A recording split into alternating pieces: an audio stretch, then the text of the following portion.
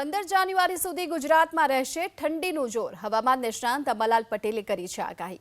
અંબાલાલ પટેલ અનુસાર ઉત્તર ગુજરાતમાં પડશે હાડ થીજવતી ઠંડી. આ સાથોસાથ અંબાલાલ પટેલે આગાહી કરી કે ઉત્તરાયણ દરમિયાન ઠંડી થોડી ઘટશે અને પવન પણ સારું રહેશે.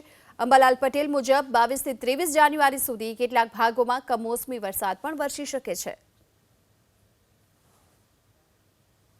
હવે ઠંડી ક્રમશઃ ઘટી જશે. તારીખ 11-12થી લગભગ ઠંડી ઘટી જશે અને તારીખ 10મીએ તો ઠંડીનો ચમકારો એક રહેશે. 15મી તારીખ સુધીમાં ઉત્તર ગુજરાતમાં વાદળો ક્યાંક વાદળો દેખાશે, પણ ઠંડીની અસર તો રહેશે જ. પરંતુ ત્યારબાદ વાદળો આવતા ઠંડી ઘટી જશે.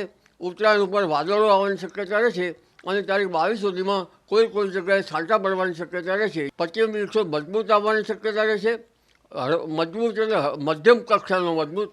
અને તારીખ 8ની આસપાસથી બંગાળ ઉપસાગરમાં એક લો પ્રેશર બનવાની શક્યતા રહેશે.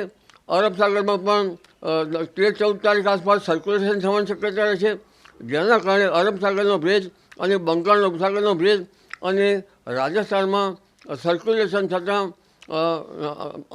અરબી સમુદ્રના ભેજના કારણે દક્ષિણ ગુજરાતમાં પણ કંઈક છાંટાછૂટી થવાની શક્યતા રહેશે. ક્વચિત ઉત્તર ગુજરાતમાં પણ છાંટાછૂટી થઈ શકે. પણ ઉત્તરાયણ તારીખ 14, 15, 16, 17, 18માં એ તારીખોમાં વાદળો આવવાની શક્યતા છે. આ વખતે પતંગ રસિકો માટે ઉત્તરાયણ એકંદરે સારી રહેવાની શક્યતા છે. સવારના ભાગમાં લગભગ વહેલી સવારે 6 કિલોમીટર કે એટલી ઝડપનું પવન જવાની શક્યતા છે. સામાન્ય રીતે પવન 10 કિલોમીટર ઉપર કે 15 કિલોમીટર ઉપર જવાની શક્યતા છે અને આંચકાનો પવન 15 કિલોમીટર ઉપર વધવાની શક્યતા છે. બપોરે પવનની ગતિ કંઈક બંધ પડી જાય અને સાંજે પવન કંઈક ઘટી શકે. 15મી જાન્યુઆરી 2025માં પવનની ગતિ કંઈક ઘટી શકે. એટલે ઉત્તરાયણ અને 15મી જાન્યુઆરી પતંગ રસિયાઓ માટે એકંદરે પવનની ગતિ સારી રહેવાની શક્યતા છે. ક્યારેક પવન રસિકોએ પતંગ ચગાવવામાં હરકત આવી શકે પવન ફરી જતા.